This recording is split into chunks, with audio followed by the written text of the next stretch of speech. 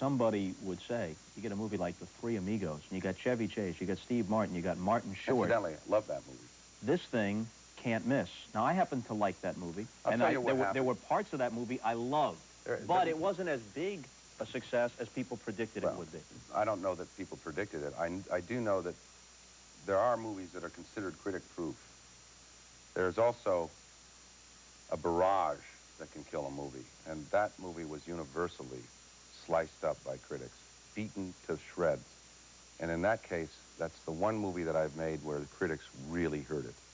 Because you would think, and I can tell you, all of my kids' friends, and they buy the tape all the time, they rent it, they love that movie, and I do too, I really like it. I think the critics came down hard on it because John Landis directed it. Not only that, I think the things that were wrong with the movie, quite frankly, were John Landis's problem, not mine or Steve's or Marty's. Much of the comedy is not in that picture. We did very funny stuff that was simply taken out of that picture in favor of big, broad, wide scope shots of violence, people shooting each other, bad jokes that were there so that Landis could show that he could make a big movie. I didn't like that, and Steve didn't like it, and Marty didn't like it. And John knows that. I mean, it's not a criticism of all of John's movies, but in this case, people missed a lot of the humor from that movie because it was simply taken out in favor of something else. Would you work with him again? John? Yeah. Next time Eddie does.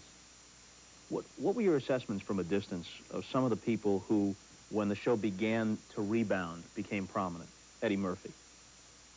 I don't know. I didn't watch it much, to be frank. I was usually busy working or doing something else, so I didn't see that much of that cast. Piscopo was in there I at saw that time, Eddie too. do a Richard Simmons thing. I said, now that is funny. That's very funny. I have to admit, that's funny. And I saw him do a couple of other sketches here and there. Gumby, I didn't particularly care for. I thought he was okay.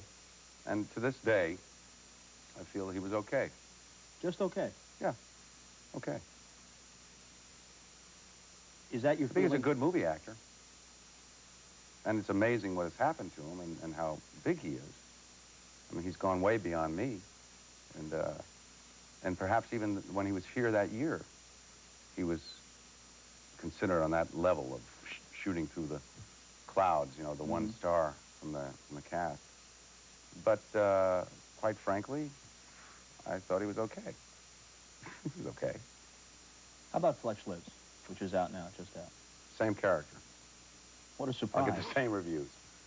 Yeah, it's the same character. What do you want to know about it? Well, I mean, your general impressions of it. Is Fletch Lives as good as the first Fletch picture? Well, I certainly, in promoting a picture, wouldn't say it was worse. I think that it's better in many ways. What ways? Well, there's more of what Fletch does that people liked in the first one. There are more characters.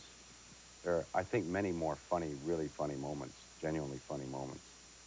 I think its shortcomings relative to the first are the plot. I don't think it's as strong a plot. But that's a personal opinion. I can't really tell. The reviews so far that have come out, and certainly the tracking, shows that people really like it.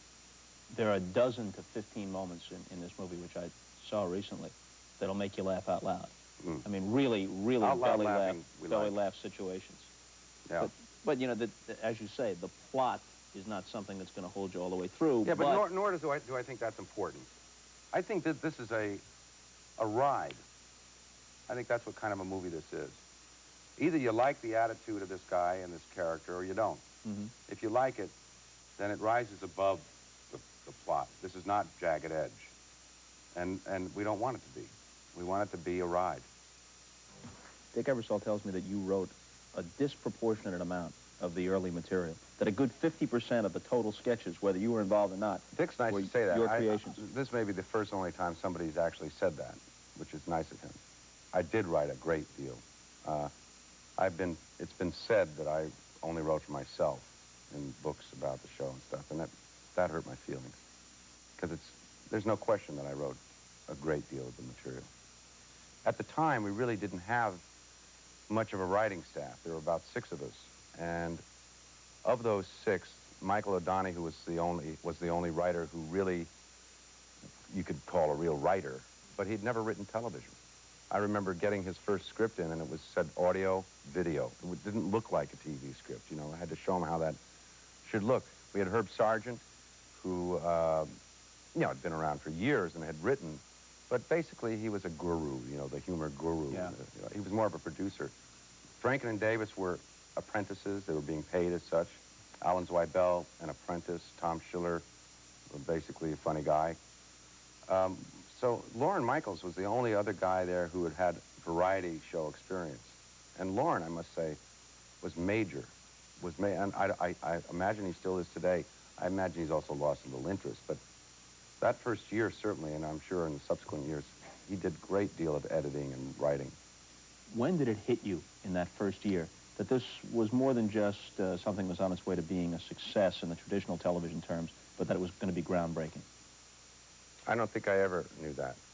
There was something about Saturday Night that was groundbreaking. It was probably the parody and the language, and there were many aspects to it that were some things you hadn't seen before on television.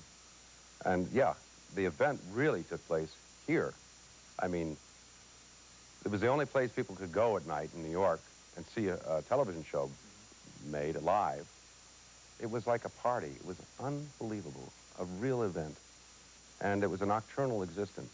We all, basically because of Lorne, Dick will tell you. I mean, Lorne would get up at 2, you know, we'd have our first meeting, writers' meeting at 5 on Monday. 100 grand lost because the sets aren't ready by Thursday, you know, all of this stuff, but we didn't care. So the event usually peaked at 1 o'clock when the show was over. Then there was a big party. Right. Everybody's in bed by 4 or 5 in the morning. We start up again 5 in the afternoon on Monday. 1 day off. The event was like a party all the time. Drugs aside, what was the feeling like of working under those circumstances? I mean, what kind of... It was all drugs. We were all stoned so much that I have no memory of that. A good number of the staff members were stoned a good portion of the time. That's true. They were. Well, I don't know. I don't really recall that. I think it was minimal. I think it got worse over the next few years. And I think that's because of the pressure that built up. I don't remember staff members being wiped out. I think we dabbled in, you know, smoked pot and did things that we considered coming out of the 60s to be really quite benign. They are no longer benign, and so I can't look back on that and talk about it with any pride, you know, but I must say back then it was fun, you know. And it was in many ways a show that was almost written for and geared to your late 60s pothead. That kind of humor, almost. Go see Fletch Lives at a theater near you. Tomorrow night, Siskel and Ebert here to pick the Oscar winners. You're not hosting this year, huh? No, and I don't want Siskel and Ebert to be asked about Fletch. All right. Make a note of that. See you later. Join us tomorrow night for an interview that tastes great and is less filling with Bob Uecker.